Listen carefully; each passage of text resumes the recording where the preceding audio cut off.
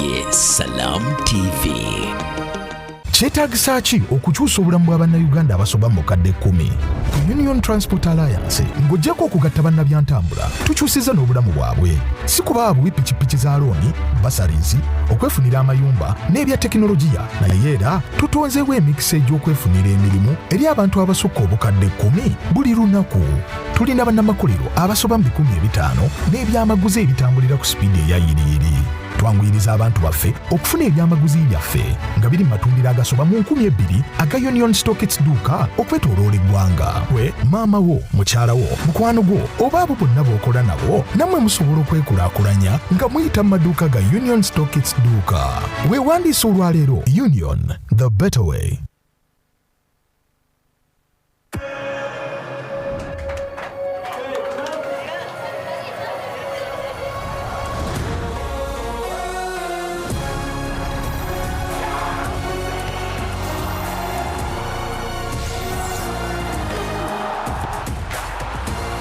From 11 June to 19 July, everything can wait. The FIFA World Cup 2026. Catch all 104 matches on 4 dedicated channels, live on SuperSport, only on DSTV.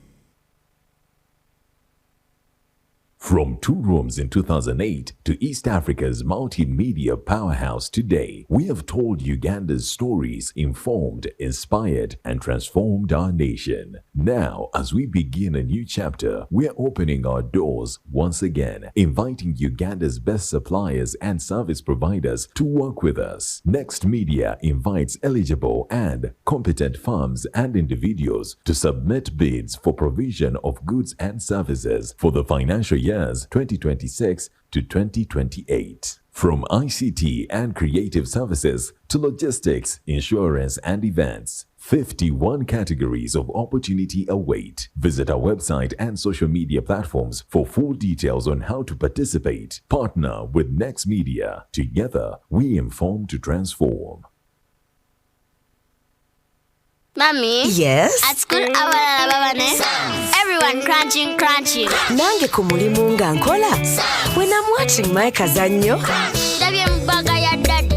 Anti ku highway nga mvuga. Sisumagire ekyo shuwa. Kati nange bampakingire saa. Hani omwana muwe. Get your favorite packet of Psalms from a shop or supermarket near you and crunch. Get yourself a packet of Psalms and start crunching. Psalms, taste the difference.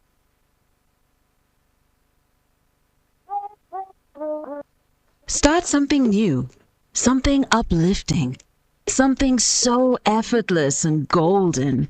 A thirst-quenching burst of sweetness and multi-flavor, so rich and full of memories. It's 100% taste, 0 alcohol. Try it, savor it, feel it elevate every moment. Sip after sip, gulp after gulp. After all, life's about turning ordinary thrills into golden chills. Start something malty with the new Evervest Malt Apple and Pineapple. Try the burst of sweetness and malty flavor. It's 100% taste, 0 alcohol. Available in a shop or supermarket near you. Evervest Malt. Make every moment golden. Evervest Malt is from the makers of... In a digital world, not everything is what it seems. False stories today spread faster than truth, leaving us all wondering what's real.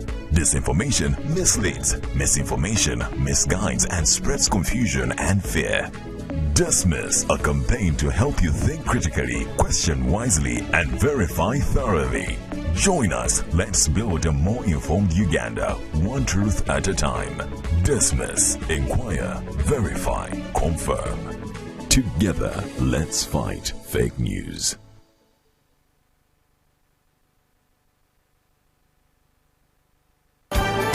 Katuwanjulire Apple antibacterial cleaning powder omupya katale kugenda okukozesa mu binaabiro kabuyonjo n'okuyonjesa kungulu. Apple osobola okugikozesa mu ngeri 3: ayonja ewaguba, ajjako obukyafu, ate owuka, omukozesa n'amazzi, buli kimu n'akitereeza n'aleka buli w'oyonjeza nga wayonjo. Wekuume ng'oli muyonjo ate ku ssente ensaamusaamu ojja mufuna. Funa Apple olunaku olwaleero. Apple antibacterial cleaning powder asangibwa mu supermarkets ne maduuka gonna. mu ggwanga lyonna.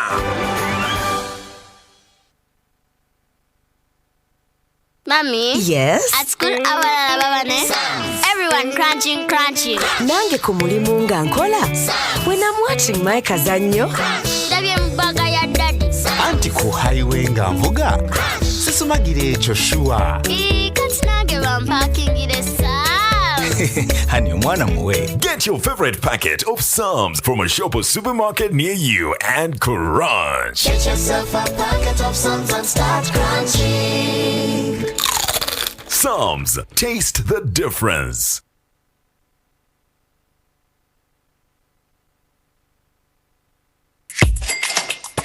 Today we are in Mackay College School and we've got our winner, and that is none other than Michelle. I am sure you've already gotten the school fees and the excitement is already there. Thank you so much. Bituufu jebiri. Michelle has won school fees for a year. Nebaza aba momo. 3 times paid, cleared. You can also stand a chance to win. You simply have to dial *165 *80# or use the Momo app. Schools that accept students to pay school fees using Momo also stand a chance to win a van. Pay your school fees. You never know, you could be the lucky winner.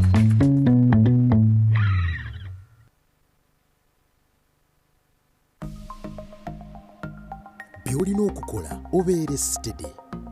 Piniyo gikuume nga kyama. Tugibulira muntu yenna. Kababeere wa luganda lwo, emikwano oba abakola mu bbanga. Tugiwandiika wantu wonna era tugitereka mu ssimu yo. In partnership with Uganda Communications Commission and NBS. Eno ye Salam TV.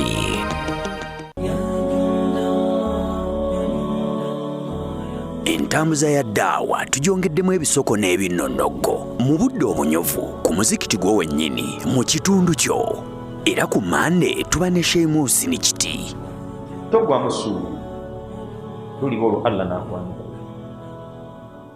okwanjaga kuko nalla kuulira gwe tossa mukono kusaba togwa musuubi. Olwokubiri Sheikh Salim Bosa. Wasta'inu bis-sabri was-salah.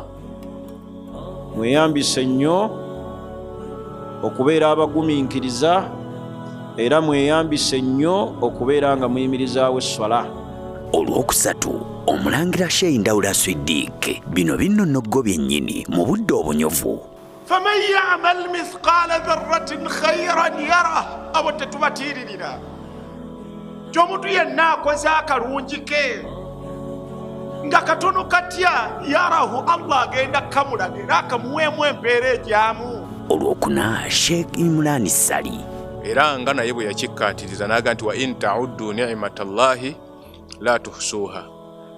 Ne bw'otandika kubala ebyengera Allah byakuwadde tosobola kubikomekkereza. Tumwebaza Allah olw'ebyengera ebingi byatuwadde era tumusaba bitukuumire n'ebyo bye tutannaba kutuukako nga tubiyaayaanira nga bya mugaso gye tuli na bya bye tutuuseeko. Tukyafumba omutwe. Olwokutaano Dr. Senjala. Mu kiseera ky'omuntu ng'ebintu bimusobedde, ibaada gy'akyasinze okukola neyagalwa nnyo ewa Allah mu kaseera ako ye ibaada ey'okusaba Allah tabaraka wa ta'ala. Tukyakuteekateeka mu nteekateeka entuufu era ku Lwomukaaga Buuza Oyige ne Sheikh Kasimu Kiyingi.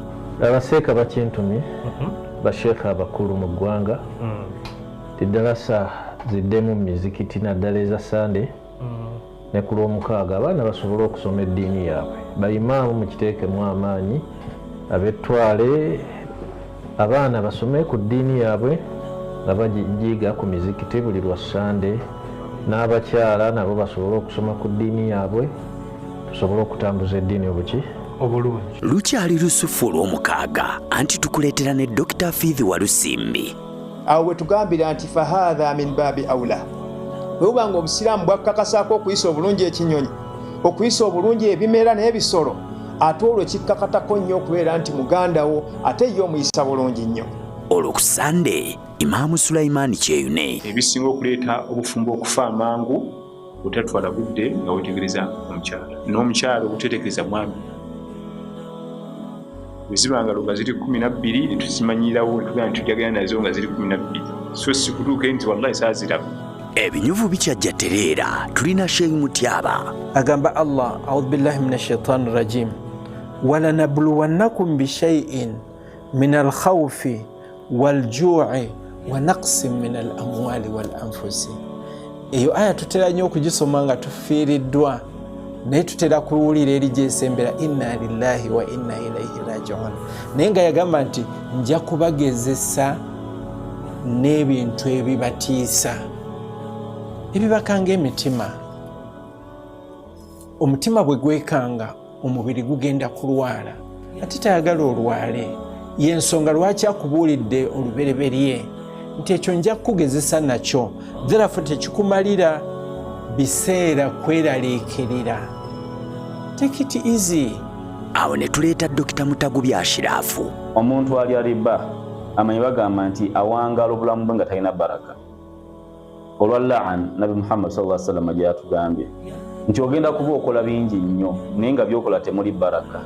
Abayivu tebaggwayo. Obwo bwe bunyuvu bw'ebinnonogo mu ddaawa wano ku Salam TV, olutimbe olw'emirembe.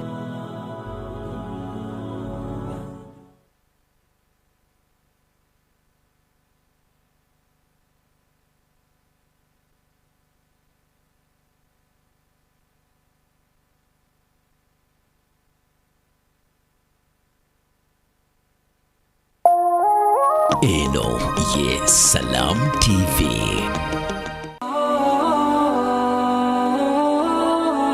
Obuwanguzi obusinga mu nsi kwe kutuukiriza obweyamu. Salam TV eyuguumya amayengo buli lukya. Kolono esumuludde luwombo. Programu obulungamu. Luno luwombo anti ku Mande otegeera obulamu bw'abaswahaba bannabbi bawangaala batya ne Sheikh Tikirimpwa Yazid. Nabi sallallahu alaihi wasallam yagamba nti nno bano basahaba bange tekisaanidde kubeera nti nno omuntu yenna ayogera ekigambo ekiyinza okubeera nti nno bakibeesittaze oba okubakkakkanya oba okubeera nti nno kibatyoboola. Ku lwokubiri enneeyisa y'omusiraamu ddala erina kuba ya njawulo. Enneeyisa y'omusiraamu ne Sheikh Muhammad Kibaate. Enneeyisa kyentegeeza mukyo enneeyisa yo n'ekintu gundi. Enneeyisa eteekeddwa okubeera ku kino n'ekintu gundi. Enneeyisa yo n'ekintu gundi. Bw'ona okijjamu kyonna kyekijja okukola ekigambo mpisa. Wulira bwe twambuka olwo ku lwokusatu okusonyiwagana. Osonyiwa otya anti kitukakatako ne munnabugerere Sheikh Swaleh Kiggundu. Waliwo ebintu bino bya mirundi esatu.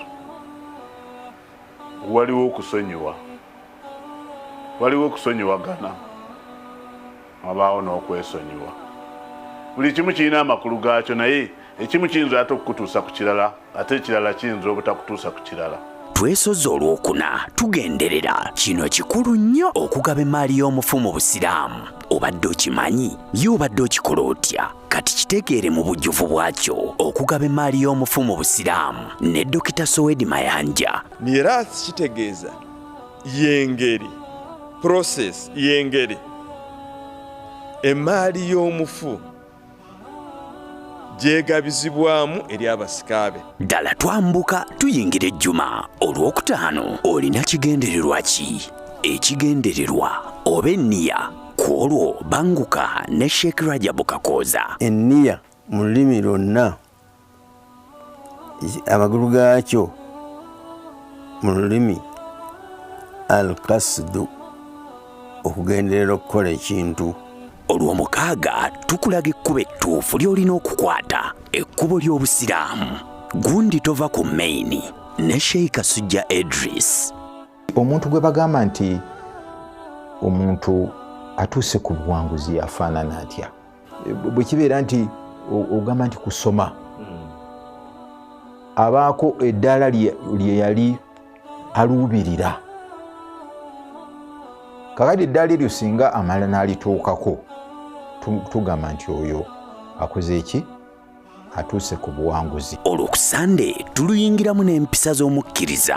Omukkiriza yandibadde atya? Biki byakola ne byatateekeddwa kukola? Ne Sheikh Najibu Kasozi. Okubeera ne fiqihi mu ddiini y'Obusiraamu gy'emirembe gy'ogenda okubeera nagyo wenna eyeeyitwa omumanyi. Olwo lwe luwombo lw'obulungamu. Woomerwa oluwombo buli lunaku. Program obulungamu wano ku Salam TV.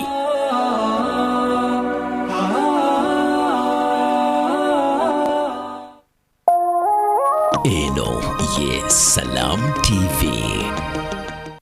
حسبي ربي جل الله ما في قلبي غير الله نور محمد صلى الله لا إله إلا الله. أعوذ بالله من الشيطان الرجيم. بسم الله الرحمن الرحيم.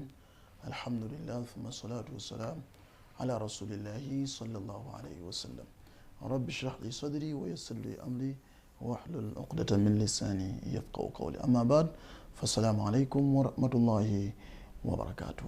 أبرونجي من نابر لبا أبركم تيم بقدي وروا سلام تي في. مرحبا بكم في هذا اللقاء. تلبسي من تيرا وقدموا قسم بغانا كنا موي جمول ييو نفي جتوليانو ميكونا جفا barungi yasuruna دائما kituwesanyo always okubanga tuddamu nitusinkana nga twogerera nga tunyumya ku nsonga ezigasa era ezigatta era ez'omugaso mu ddiini yaffe. Tusaba ekitiibwa Allah atuwa obulungi, tusaba ekitiibwa Allah subhanahu wa ta'ala abeerenga ffenna atumalira, era tumusaba ekitiibwa Allah subhanahu wa ta'ala atusule mu madaala era abeerenga akkiriza emirimu gyaffe gyetukola ng'abantu. Allahumma amin. Mikwana balungi, Mungu subhanahu wa ta'ala yatuwadde omukisa nitutuukako mu hijja. Watunuulidde bingi byabadde mu hijja, naye omanye ekyabadde ekyamakulu ennyo ekyabadde mu hijja. Omanye essomo eddene, the greatest lesson eryabadde mu hajji ey'omwaka guno gwe yagenze.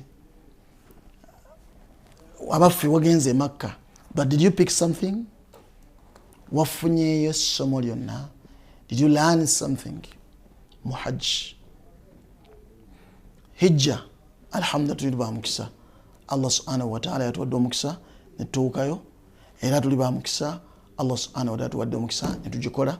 Tuli ba mukisa, Allah atuwadde omukisa ne tukomawo, era ne tukomawo bulungi. Ne what is your take home? Wakomyewo naki ewaka? Take home. Alright, buli akusuubira okukola omulimu yenna, buli akola omulimu yenna asuubira okuba nga afuna take home. There is something you are aiming at, you are looking at. There is something you get after.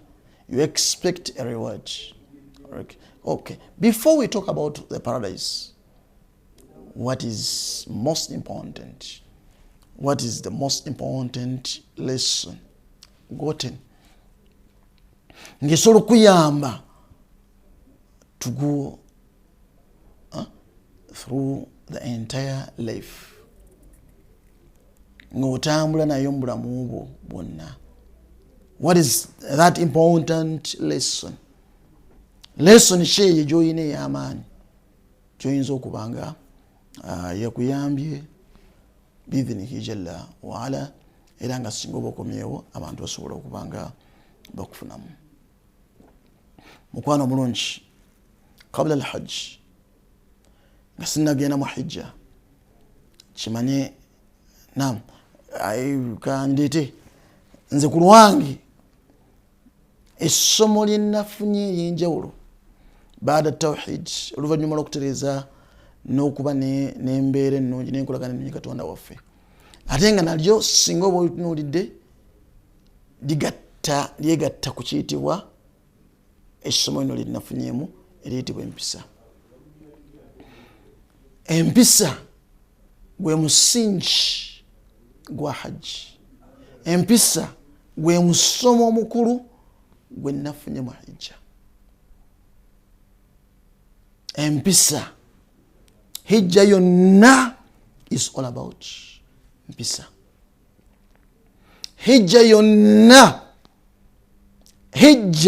yonna from day one paka lomaliza hajj, from day one to the last day mujudde mu mpisa. Discipline, not just discipline but morality.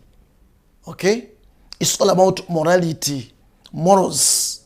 The hajj talks about morals, okusingira ddala. Ibada ya hijja essomo eddene lyosobola okujjamu nga nali ate lyegatta ne tawhid, kubanga toba wampisa gwe Allah nakutonda nakussa mu nsi ate nosinza ebitali Allah, tolaba nga toba ziba mpisa. Liba jjogo gwe Allah nakussa mu nsi naggabirira nakuliisa, watabudu ghaira, aye nosinza ebitali Allah, watasjud lighairi, nosuvunama nga ovunamira ekitali Allah subhanahu wa ta'ala. Liba jjogo butaba na mpisa, butamanya kikyoyina kukozesa bwongo bwo na biyongo byo na butasiima binugeno bitunulya bina byegatta wamu mpisa. Tosobola kwawula tawhid ku mpisa. Empisa wakati wo ne Katonda wo. Allah taka wakaza ngambe ndi Mungu I love you. Tugenda kujja muliisa Allah nedda. Tugenda gamba nti amo Mungu ankamuyisa bulungi we nedda. Ekya Allah kyayagala tegeti kyagamba kikigambo kiri kibatugamba nti al ihsan kibayita okweyisa obulungi, empisa zezirwa an ta'budu Allah al ihsan. فما هو الإحسان؟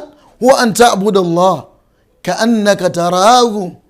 nga Allah omutadde wano mas as if Allah kulaba, omusinza Allah ngolinga amulabako wano woti nga alinga akulaba. Fa in lam takun tarahu, obanga tolaba Allah, fa innahu yaraka, mazima yakulaba. Tegeti olinga alaba Allah, ogamba engeri gye weeyisaamu eri Allah, Mungu wange kino nsobola ntyo kikola nga Allah ndaba. Allah ndaba atya nga nkola kino na kino. Allah ndaba atya nga ndyaza amaanya. Allah ndaba atya nga nzala mukazi atali wange. Allah ndaba atya nga ndi mwenzi. Allah ndaba atya. How? Empisa.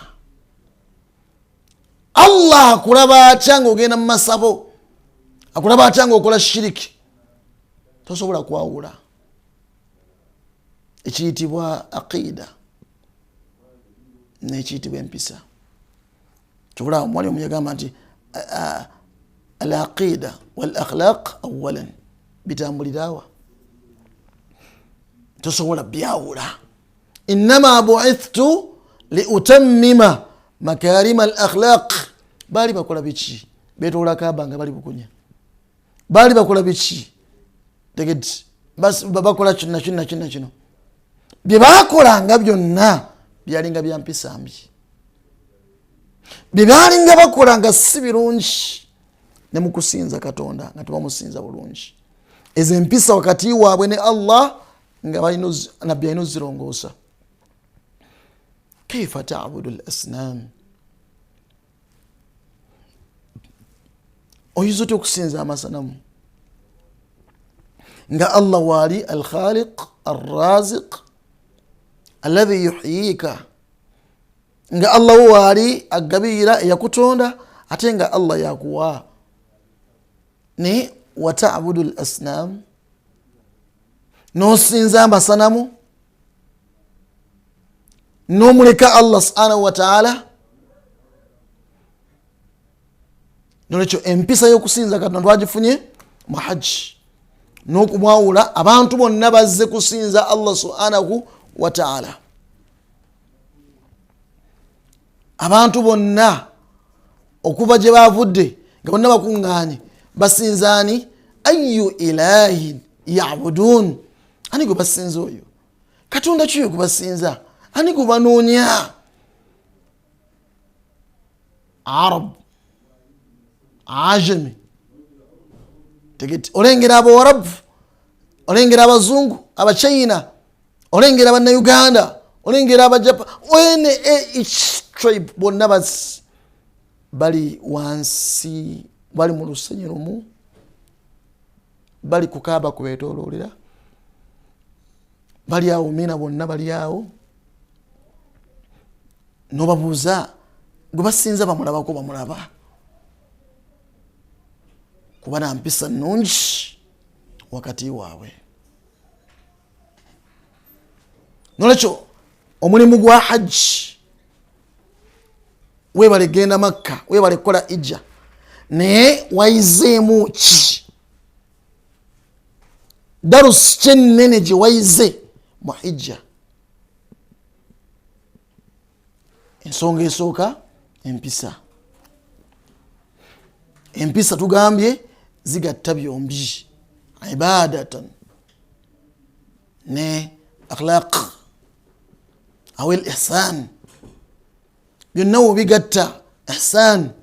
Bagambye nti al ihsan an ta'budu Allah ka'annaka tarahu fa in lam takun tarahu fa innahu yaraka. Ibada chichi ismun jami'un likulli ma yuhibbuhu Allah wa yardahu. Ibada kitegeeza omulimu gwonna, ismun jami'un, erinnya ligatta erya ibada, right? Omulimu ogugatta, erinnya erigatta buli kimu kyonna Allah subhanahu wa ta'ala kyayagala ate nga akisiima. Buli kigenda Allah kyayagala nga kiri mu mpisa. Olaba Allah kyasiima nga kiri mu mpisa, tosobola kubyawula. Al-ibada ismun jami'un likulli ma yuhibbuhu Allah wa yardahu. Kitegeeza nti al-ihsan wal-ibada tebyawukana. Nolekyo oba okomyewo olina okuba nga oli omuntu weyegendereza ennyo, anoonya okusinza Katonda we, alina empisa ennungi eri Katonda we, alaga Katonda we nti budde bwonna amukulembeza, amwagala nnyo Allah we, amanyi nti byonna asobola obbireka, kiba kya mpisa, kiba kya nsonyi, kiba kya buntu bulamu, kiba kya kumanya ani oyo yakutonda n'akussa mu nsi, tegeti n'omukulembeza noga nti byonna mbirese. Kyekigambo kino Allahu akbar, Allahu akbar, Allah byonna ebyo yabisinga, let me live this and this, n'obisuula eri, then you walk away with Allah subhanahu wa ta'ala. Ziba mpisa mbi osigala nga nzigudde edduuka at the time of adhan. Ziba mpisa mbi osigala nga oli ku mudaala nga bamaze okugamba nti Allahu akbar, Allahu akbar. Amaanyi ogajjawa? Okusigala nga okyali mu nsi okyatamu, okusigala nga okyali ku dduuka, amaanyi ogajjawa? Sura ogajja luddawa? Right? Nolekyo byonna womala obbiraba ebyo noga nti nkulembeza Allah wange kanveeyo byonna Mungu nzize maaso go. Allahu akbar. Nojja mu ibada y'eswala n'otandika okusaala, mpisa, nsonyi, kumanya ani gw'osinza. Allahu akbar, n'osinza Allah biri byonna mbirese, gwasinga emmere gyemma, gwosinga emirimu gyembaddeko, gwosinga office gyenina, gwosinga emboozi gyembaddeko, gwosinga each and everything. Mbadde njagala nnyo ssente naye booda ngireseewo, mbadde njagala nnyo ssente nzinoonya naye takisi ngisimbye, mbadde njagala nnyo ssente naye Mungu byonna mbireseewo. Allahu akbar. Ibada y'essola tukulembeza kigambo Allahu akbar, kyekitukoola, kyekiyimirizaawo essola, naye tuba tutandika essola tutandika n'ekigambo Allahu akbar. Mubitegedde eyo ibada. Ibada ya hajji tutandika n'ekigambo labbaika, n'olaga obuwombeevu, yanukudde Allah, laba empisa, tegeti eyo highest degree of response. Respondinga mayambala toga nedda mayambala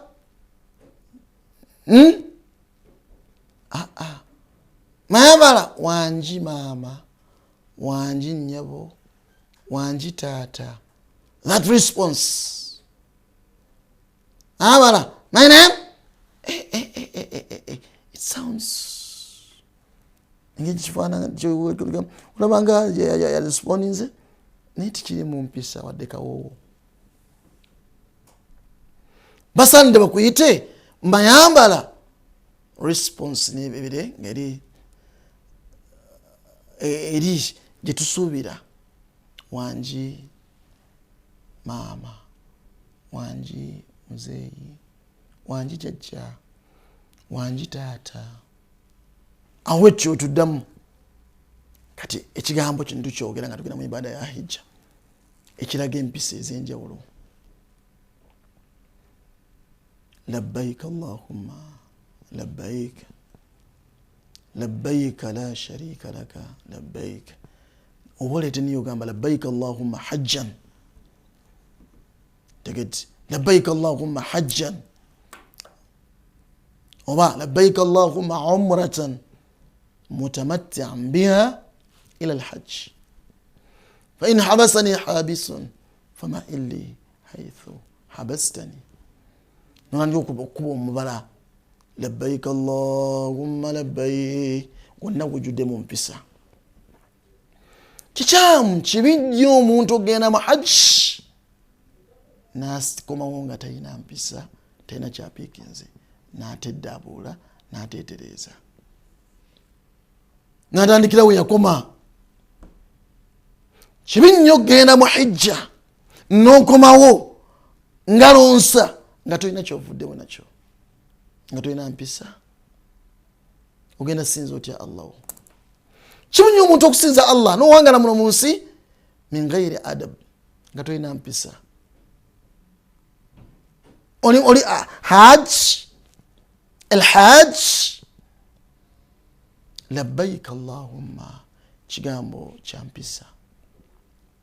labbaik Allahumma labbaik labbaik la sharika laka labbaik inna alhamda wan ni'mata laka wal mulk la sharika laka. And then we continue saying that word.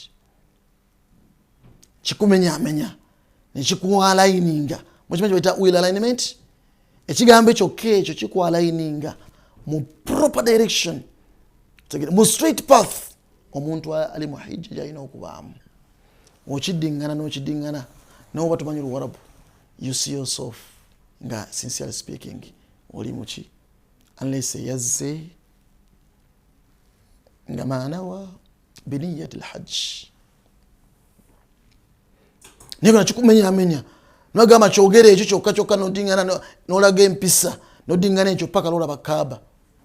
labbaik Allahumma labbaik labbaik la sharika laka labbaik innal hamda wan ni'mata laka wal mulku la sharika laka labbaik Allahumma labbaik labbaik la sharika laka labbaik innal hamda wan ni'mata laka wal mulku la sharika laka. We repeat it every now and then nga okidingana buli kaseera okukkiriza nobera ku kigambo kyekimu. Oli mu motoka, oli mu bus, oba oli mu train, oba oli mu nnyonyi, but you are calling upon the Almighty Allah subhanahu wa ta'ala. Tegeti omulaga nti mutuufu oli mukakkamu, oyanukudde, ozze gyali, ozze ku lulwe. Allah juna kyakozesa. You are surrendering each and everything for Allah. Byonna n'obireka bilabbaika n'ekigambo ekyo labbaika. Miftah alhajj tutandika na nniya labbaika Allahumma hajja. Tuguddewo leo tugenda mu hijja. Miftah as-salah takbiratul ihram Allahu akbar. Biri byonna mbisuddewo Allah zze gy'oli. Ekyo kukyogera kiraga nti osurrender nze. Byonna obirese ozze eri Allah subhanahu wa ta'ala. Byonna obirese ozze labbaik Allahumma hajjan. Allah ndese emirimu. Gwani aleka for 3 weeks, for a month, nolekawo emirimu gyo gyobadde nga asinza just for the sake of Allah. Nolekawo business, nolekawo amaka, nolekawo sin, nolekawo buli kimu kyonna. Abaala nga basuubira nti bulijjo tagala kuvaawo, amanyi bagenda mbajja mukuba waba badde bamukozesa. nti bajja muyita mwaka nana bafune omukozi omulala, but this time agenda nga yenna ali konkshiwa agenda kudda n'emirimu gyagikole. Oleka emirimu, noleka amaka, noleka abaana, noleka omukyala, kyala noleka omwami, bulijjo bwota yakabani ku ndongo nga bulijjo ga nsinze simuta nzisita mwami wange bayinza okungattako bayinza this time omuleka for Allah. Bisa olimuwuliza eri Katonda, ozze eri Allah woli mukakkamu, ozze eri Allah womulaga obugonvu n'obwetoowaze, ozze eri Allah subhanahu wa ta'ala. Saba Allah okubitikira ebigambo bino. Hajji yonna nga woogiraba n'ibada zonna ze tukola zijjudde empisa. Teri ibada gy'ogenda kukola nga tekuliiko mpisa, temulimu mpisa. Tolaba Allah watugamba mu sola, inna salata tanha, no, nabbi yatugamba mazima essola tanha anil fahshai wal munkar. Essola gy'osadde nga ntuufu Allah n'agikkiriza, tanha anil fahshai wal munkar. Eddiini yaffe eno wetusomesa essola egaana ebyobuwemu, egaana n'ebikola ebikyamu. Tosobola kuva mu ssola n'ogenda n'obba.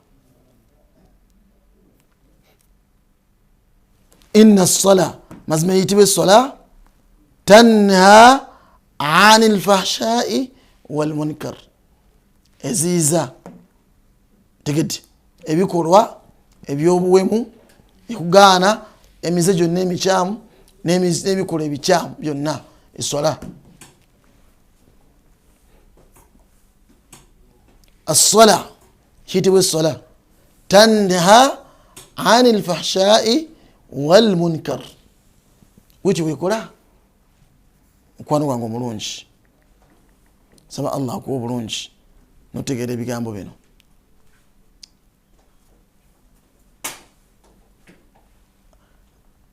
Ekigendero ky'essola kyekyo, ekigendero kya hijja kyekiruwa? Yatugamba mu suratu Bakara, Allah atugamba mu suratu Bakara aya 197, 197. Allah atugamba mu suratu Bakara, aya gyensomye gyenkulembeza ku ssola. Allah atugamba ebadde suratu Ankabut, inna ssola mazima eyitibwa essola tanha, eziiza, anil fahshai, ekuziizaako ebikolwa ebyobwononefu, tegedde, wal munkar. Ankabut, so eyitibwa Ankabut aya 45, ekulaga nti ibada eyitibwa yessola ibada maridadi sana, yakulungamya, yakutereeza mpisa, era tuleese empisa. Ibada eyitibwa yessola ya mpisa. 45, utlu ma uhiya ilayka min alkitabi wa aqimi ssalah. Naam, inna salata, inna salata tanha anil fahshai wal munkar wa la dhikrullah akbar wallahu ya'lam ma tasna'un.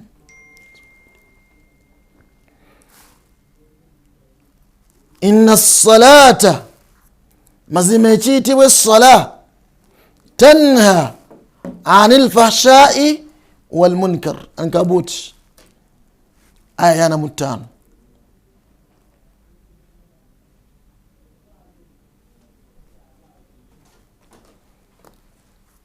Nsaba Allah tubitegere ebigambo ebyo. Kate ku hajji Mungu watugambira ngana kulaga nti empisa kikulu aya yegambe ey'97 Allah oluvannyuma lw'okutugamba nti atimmul hajja wal umrata lillah wemmala mujje mukole ijja amaze otukulagira ekyo kati Allah n'atugamba alhajju ashhurun ma'lumat Allah gwawadde omukisa mu ijja hijja agenda jukula mu myezi ine gimanyikiddwa iri 3 naye faman farada fihinna alhajj fala rafatha Allah gwawadde omukisa n'agenda nga gwe wagenze tayina kukoleramu bino rafatha wala fusuqa wala jidala fil hajj mpisa temulimu byakwegadanga bafumbo temulimu byakwegatta mafumbo temulimu fusuq bononefu temulimu kuyombagana temulimu kayagana mu hijja buli bagana okayagana okuyombagana buli byonna nabigana mu hajj mpisa sigala ng'owuliriza kakkana wansi uliriza beera muntu mulamu beera wampisa beera wansonyi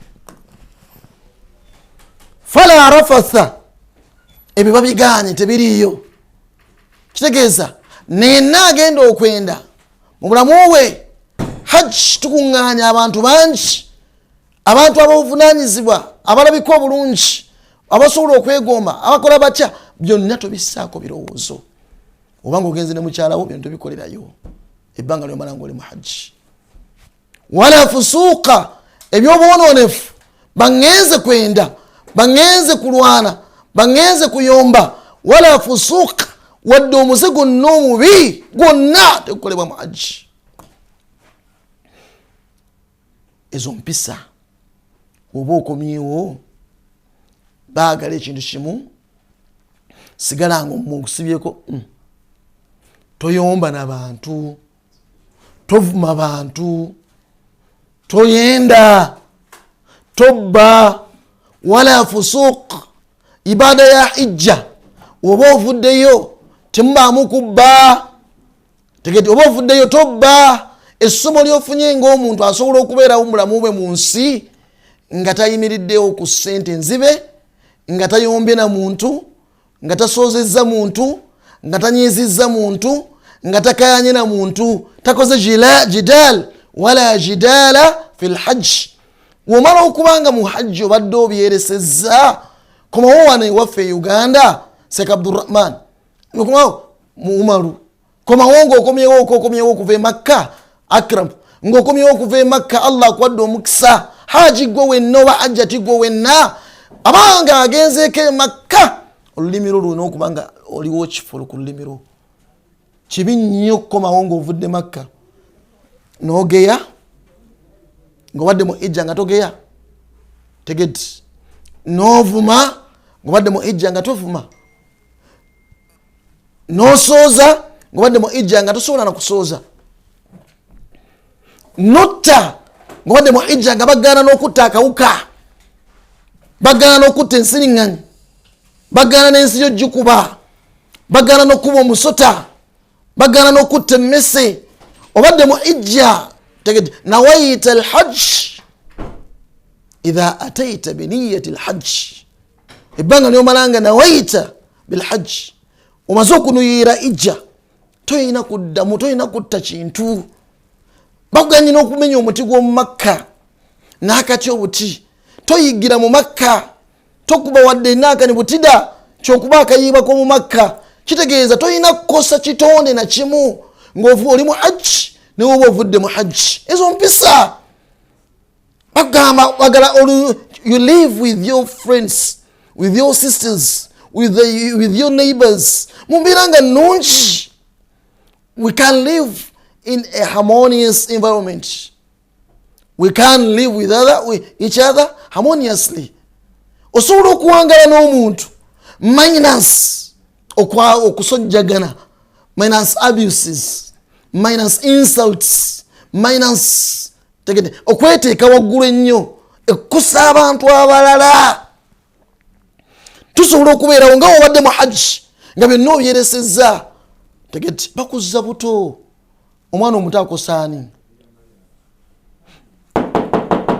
okomawo butonye weewuunya omuntu ava mu hajji n'akomawo wano n'akosa olulimi lwe okulimba nga mu hajji oba tolimba bw'adde mu hajji n'akozesa olulimi lwe nga lwakozesa okusooza, lwakozesa okugeya. You talk about others, you talk ill about others, you talk against others. That's totally wrong. Okumyewo lwaki okola olugambo? Okumyewo why do you backbite? Okumyewo lwaki okozesa olulimi lwo? Omumwa gwo ofulumya ebigambo ebitali birungi. Lilhajj, haji yenna alina okuba nga yayize empisa mu hijja. Ddamu obeerenga omwana omuto, tokosa bantu, tomanyi na kuvuma, tomanyi na kusooza, ebyo tobimanyi kubanga kati saawa zino oli bebi. Oba bitegedde? Yenna nga agenze e Makka n'akomawo n'atukosa, hijja ye eriko question mark. Yenna agenze e Makka n'okomawo n'otandikira wakoma, hijja eriko question mark. Ate nga nnene. Abafu olina kyoyizeeyo. Kyobula ffe mutawakkal.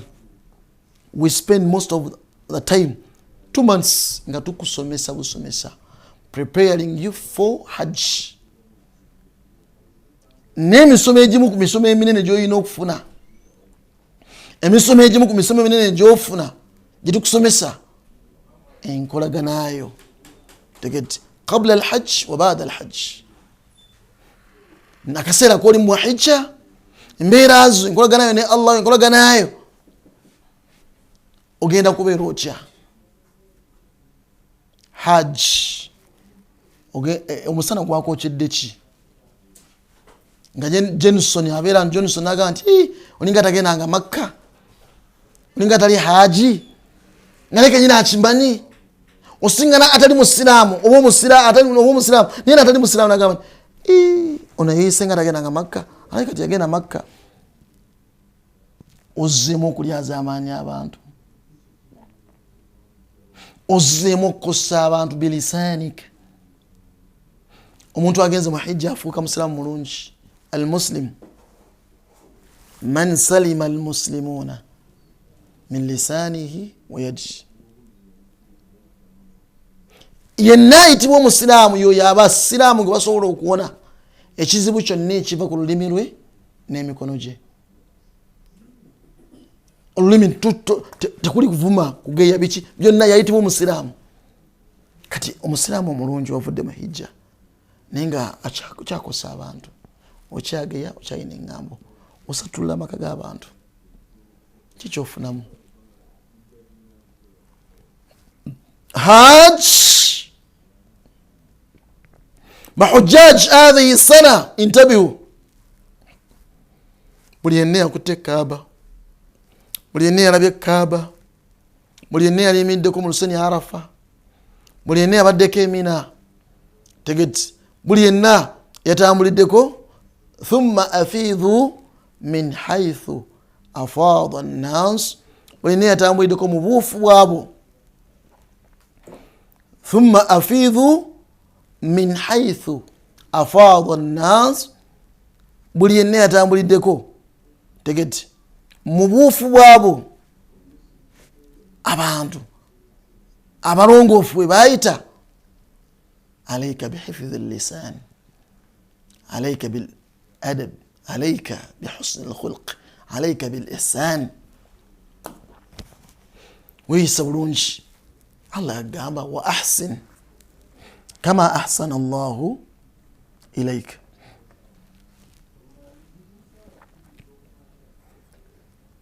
Wa ahsin kama ahsana Allahu ilayka.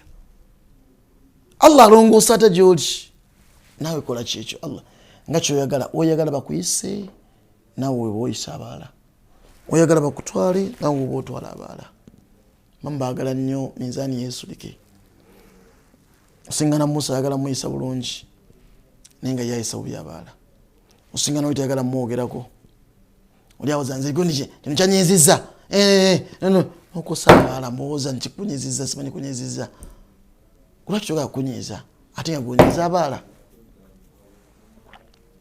Mubuuka n'ensi gamba wenna ova mu mbeera okussa abantu, okussa abagenyi ba Mungu, okussa ebitonde bya Allah bilisanika wa yadik, na lulimi lwo nga wenna byokola bikola bya shaytan. ayu alhaj waigwe haj, ayat alhaja mama gwo mulungi yavudde Makka, hassin akhlaqak, longoosa embeera zo, empisa zo. Hassin muasharatik azawjiya, longoosa enkolagana yo n'omwami wo, longoosa enkolagana yo ne mukyala wo. Hassin muasharatik azawjiya, domestic life. Alright, husband and your wife, that relationship erina okubanga eri eyo esuubira okubanga yakuvunanyizibwa. Tetukusuubira gwe kubanga hajjati ate noonoba hajj noonoba, tetukusuubira wetyo. Hassin muasharatik, longoosa enkolaganayo, longoosa embeera zo. onyenno risalatul amma lilhajj. Buli yenna afunye omukisa n'olaba ku Kaaba mu hijja, mwaka guweddeyo nga tutandika guno omwaka, tegee tutandika omwaka guno mupya 1448. As we are starting the new year, as we are starting the new year, all right, after ushering in the new year, we are starting it now. We must, all of us, learn, okay, those lessons ezijjudde mu hajj. We must instill the lesson of discipline, the lesson of morals or morality into our lives. Let it flow into our vein, through our veins. It must flow nga omusaayi we gutambula, like the flow of blood.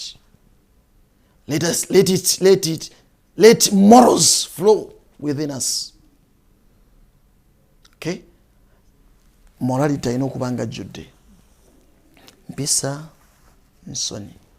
Morals oba morality and modesty, tutambula nabyo. Morality and modesty. So the morals,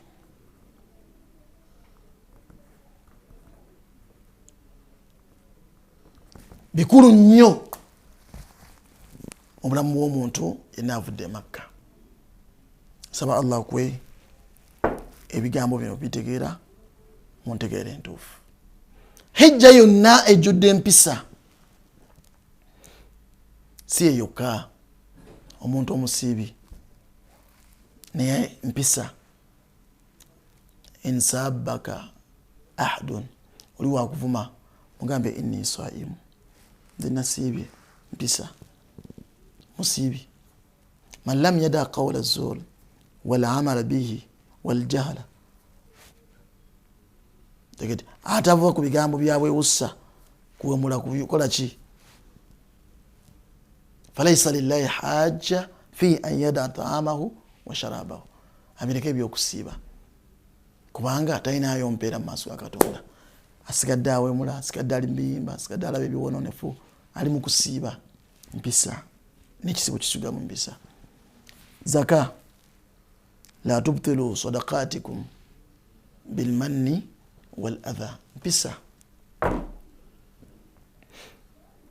La tubtilu sadaqatikum, sadaka zammwe temuzonoona, bilmanni wal adha, nakwewaana nakukosa balala, bemuwadde ate bemwewaanirako, bemuwadde bemukosa, mpisa.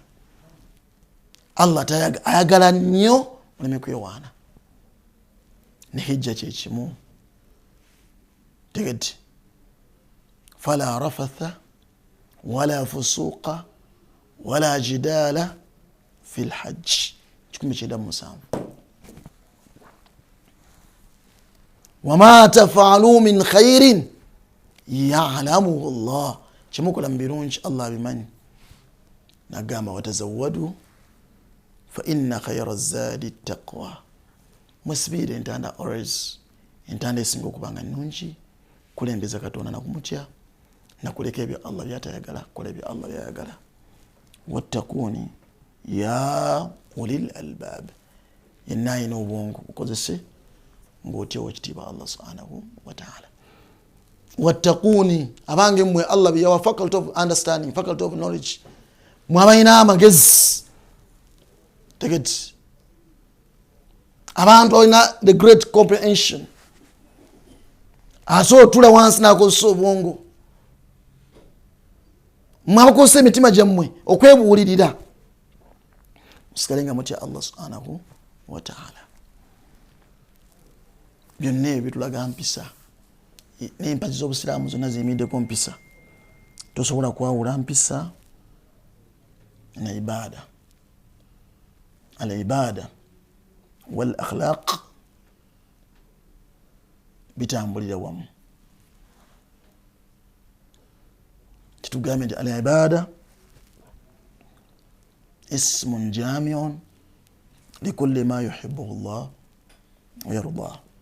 Ate ekiyitibwa empisa al ihsan huwa an ta'buda Allah ka'annaka tarahu fa in lam takun tarahu fa innahu yaraka. Mpisa ibada utandikana na Allah, ihsan utandikana na Allah. Allah wokulaba wakusuubira, n'obutakulaba watakusuubira. Allah wokulaba awo wakusuubira okuba, watakusuubira kuba n'owewalawo otagendawo. Mpisa. Tosobola kukosa bantu, tosobola kubba, tosobola genda mu mabaala, tosobola kulyaza amaanya. Mpisa. Message yaffe y'olwairo bwe twetambudde. Essomo ekkulu eriri mu hijja n'ibada zonna z'onooyogerako kebeere essala. Inna salata tanha anil fahshai wal munkar. Mpisa. Essola eziiza abantu okukola ebikyamu, yenna agisadde, eziiza ebyobuwemu n'emize emikyamu gyonna. Tosobola kubba, tosobola kwenda ng'osaala. Saba Allah attaasa obwenzi, attaasa ebizibu byonna, tubeere balungi nnyo eri Allah waffe, tulongoose n'enkolagana yaffe wakati waffe ne Allah subhanahu wa ta'ala, n'enkolagana yaffe wakati waffe n'abantu, enkolagana yaffe ne bannayiba baffe, enkolagana yaffe ne bakyala baffe, enkolagana yaffe n'abaami baffe, enkolagana yaffe n'abaana baffe, n'abantu ne famire zaffe. Ibada enkulu era ye muntu yagenze Makka n'afunamu. Tosobodde tegera bigambo ebyo, simanyi kyoyinza kuŋŋamba. Allah akusiime era abeere nga akwagala nnyo. Tumalize bwetyo. Ŋambye essomo ekkulu eryabadde mu hijja mpisa. Waggyeyo ki? Tovuma ono, toyomba n'ono, tokayana n'ono, muli mu hijja. Bakuyigiriza acceptance. You accept. Tegedde abantu bonna aba buli kika, aba buli kala, aba size zonna, aba status zonna. Accept everyone. Ne bakuyigiriza change. Obanga obadde mu bulamu buno bwa bulijjo nga tokyukakyuka, it's time you change, adapt to different geographical locations, to different adapt ne weather gy'osiŋŋaanye, climatic conditions. Bya adapting byonna byonna obeere nga osobola okumakinga nabyo kubanga Allah gyakutadde yeeyo, Allah wakututte weewo. So olina okuadapting, olina okukyusa. Kkiriza okyuke osobole okusula n'abantu abalala. Musula mwenna nga mulinga abali mu ddoomu, musula mu ruumu emu abantu basatu oba bana. You sleep with others, you accommodate one another. Ono afuluuta tafuluuta, you accommodate one another. Ono alina kino naki, accommodate one another. Obuzibu ono n'obuzibu oli kyobula bagamba nti gundi tomumanyi, nga totambulangako naye, tosulangako naye, tolyangako naye. Era teweewaana nti gundi mumanyi ng'ebyo bisatu tobiina. Fe abatambudde nammwe tubamanyi nnyo kati. N'abasse naye bakumanyi, n'empisa zo twazirabye mu kulya. Saba Allah akuwa obulungi. Jazakumullahu khair. Allah batusembere. 28 omwezi guno gw'omukaaga tulina legacy n'okujjukira obuweereza bw'omulangira n'okukyabasinga mbogo. Tuli Kibuli ku kasozi Lutikko. Jjajjaffe mwenna abajjukiza era abayita mu butongole. Ebigaguwa ebiri mujje. Ge mukolo kokka gw'osobola ogendako n'okusiba emmere n'osiba. Agala okusiba. N'olya ennyama okuva lw'otandise okulya. Gw'ogendako ng'ebyokunywa bijjudde. Gw'omukolo gw'ogendako ng'owulira essanyu era ng'omanya you are feeling at home. Mwenna mujje mu bungi. Saba Allah abankuumirira bampeera obulungi. 28 tugenda kujjukira obuweereza bwa jjajjaffe omulangira n'okukyabasinga mbogo. The legacy of our great